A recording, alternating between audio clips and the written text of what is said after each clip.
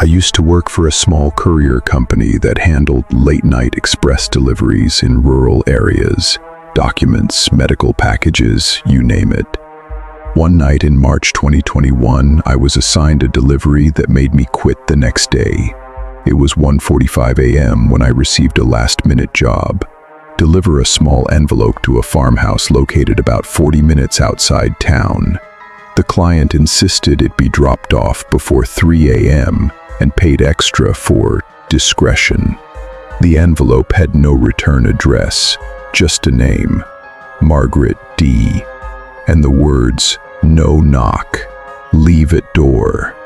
I should have trusted my gut when I saw the house. It looked like something out of a horror movie.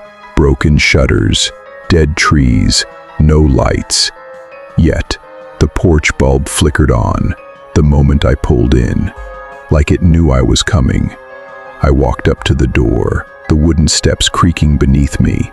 Just as I bent to place the envelope down, I heard something from inside. Not footsteps, but sobbing.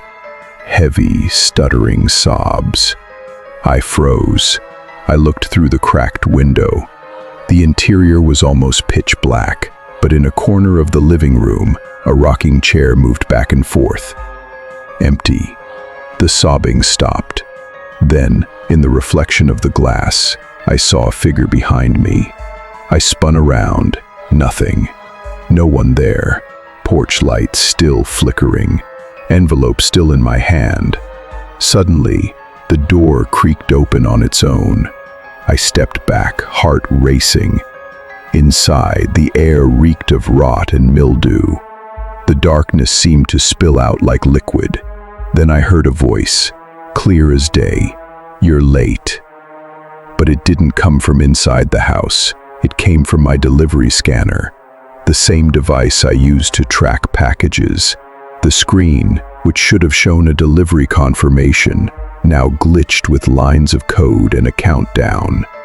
0004, 0003, 0002. I dropped the envelope, ran to my car, and sped off. I looked in the rearview mirror, and I swear on everything, the porch light was off. But something stood at the edge of the gravel road, holding the envelope, staring right at me. Still ordering things online after dark? You might want to double-check your tracking number. Like this video and subscribe before your name ends up on a mystery envelope.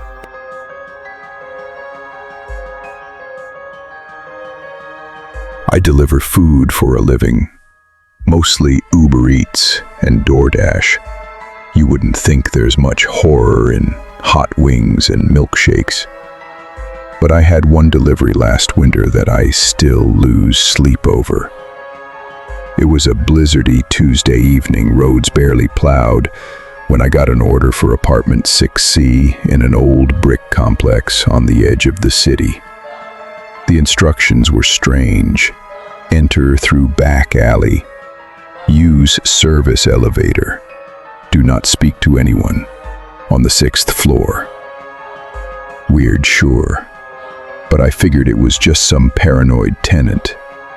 When I got there, the front was blocked with snow, so I followed the instructions. The alley smelled like trash, and something worse, like sulfur and wet copper. The service elevator groaned as it climbed, lights flickering overhead. When the doors opened, I was on the 6th floor, but the hallway was different than any building I'd ever been in. Narrower, like the walls were closing in. There were no ceiling lights, just a dim, reddish glow coming from wall sconces I swear weren't there a second ago. I started walking towards 6C when I passed a woman in a nurse's uniform, pale, motionless, just standing outside 6D, staring at the wall. I nodded politely, tried to keep walking. Then I heard her whisper, "Don't go in there, he's hungry again." I turned, but she was gone.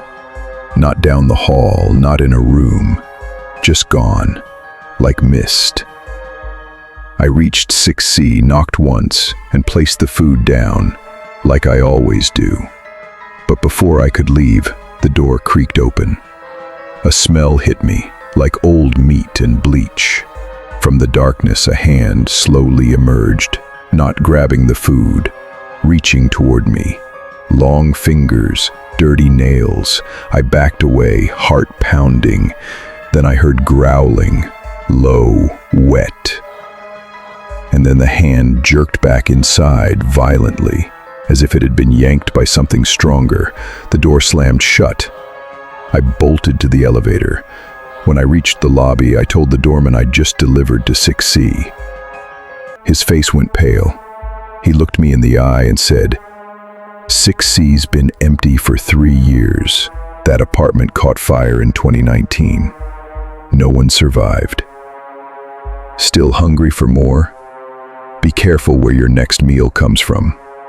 Like this video and subscribe before you deliver to someone who's already dead."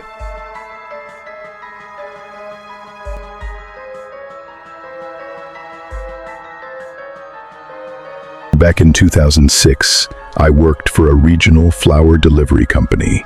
Valentine's Day was always a nightmare. Dozens of orders, tight deadlines, endless traffic. But one route always gave me chills. Route 17A, which passed through an abandoned stretch of farmland. Only one house ever got deliveries out there. A crumbling white farmhouse surrounded by fog.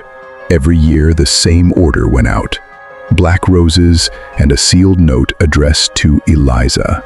No return name, always prepaid in cash. My boss said it was a long-standing tradition. "Don't ask questions," he'd always joke. But that year the fog was heavier. The house seemed older, even though it hadn't changed. As I walked to the porch, the wind died. No birds, no movement, just eerie silence. I knocked, no answer. I placed the roses down and turned to leave when I heard someone sobbing from inside. Not loud, but desperate, agonized. It sounded like a little girl. I shouldn't have gone back, but something pulled me. I opened the screen door. "Hello," I called out. The sobbing stopped.